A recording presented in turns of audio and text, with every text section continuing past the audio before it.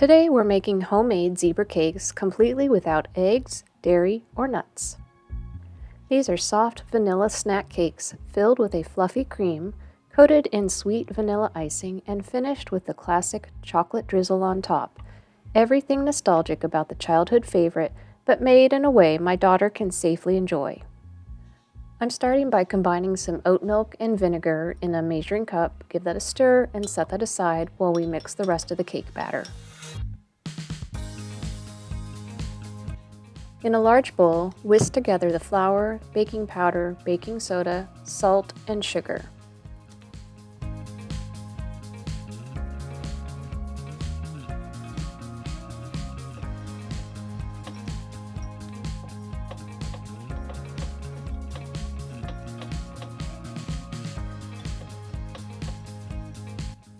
Next, we're going to add in the oil, the applesauce, vanilla, and the buttermilk that we made just a minute ago.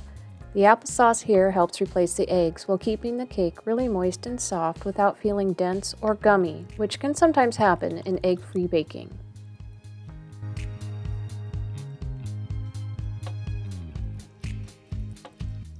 We're going to mix everything together just until it's smooth, and then we will spread the batter evenly into a parchment-lined pan.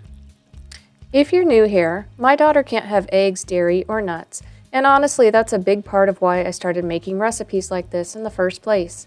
I never wanted special treats to feel off limits for her, so we've started recreating a lot of those childhood favorites right here at home.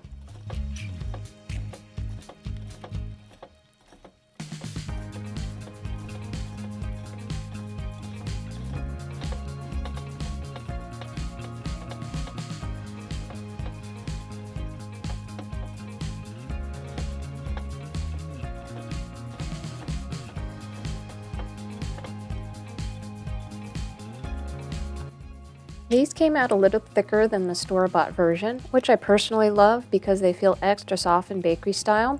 But if you want a thinner snack cake more similar to the original, you can bake the cake in a slightly larger pan. I'm using a 9 by 13 here, so the batter spreads out more and doesn't rise quite as tall. Once this bakes, we need to let it cool completely. I like to freeze it for about 20 to 30 minutes before cutting. This makes the cake much easier to handle, and it helps give you cleaner shapes without tearing the crumb.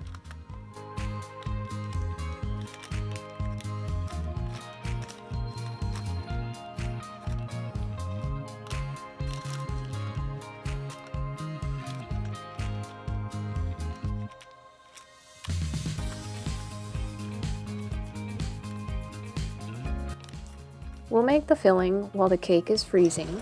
We're going to beat some dairy-free butter until it's smooth and fluffy. Then we'll add in some powdered sugar, vanilla, and a tiny pinch of salt. If you find the filling is too stiff to work with, you can add in a splash of some dairy-free milk, oat milk, until it is spreadable.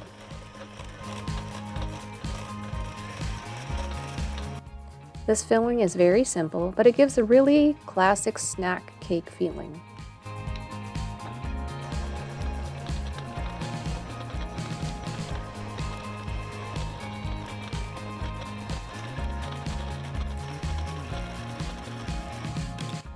Now that the cake has cooled and is frozen, I am using a 2-inch biscuit cutter here, trying to make as many circles as possible. But don't worry about making it too perfect. It's going to be coated and it will look great when you're done.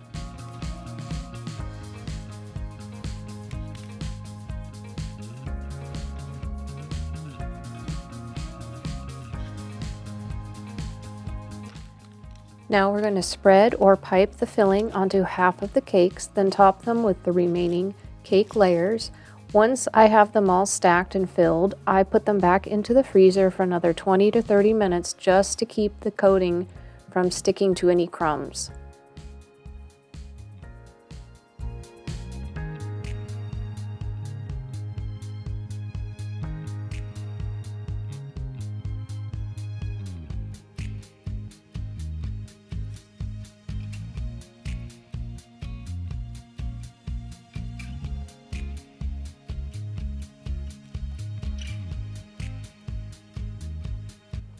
And for the coating, we're just going to take some dairy-free white chocolate chips and a little bit of coconut oil, Melt that in the microwave until it gets soft enough and start working it with a whisk until it becomes smooth and lump-free.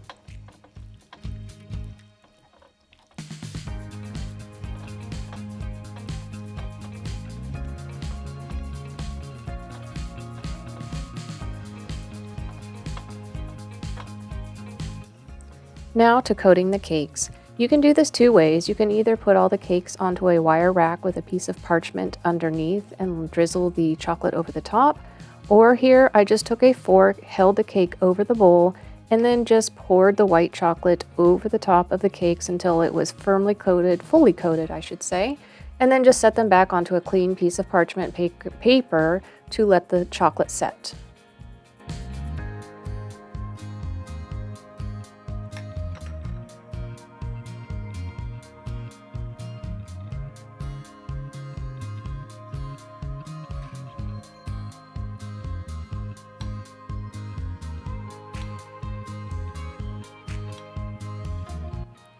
And once all this white coating has set, we are going to melt some dairy-free chocolate chips and some coconut oil, whisk it until it is smooth, and then I just popped it into a small Ziploc bag and snipped the corner off it to be able to drizzle the lines on the top.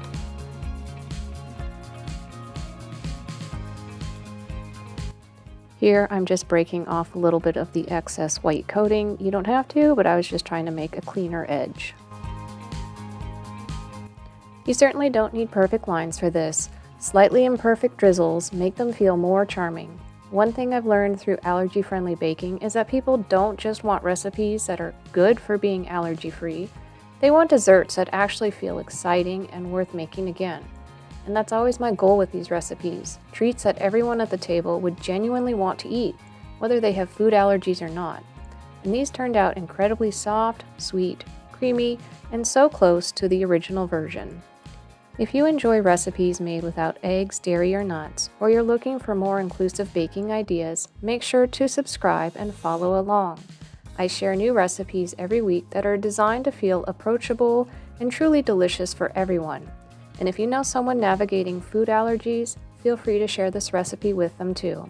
Thanks for being here, and I'll see you in the next recipe.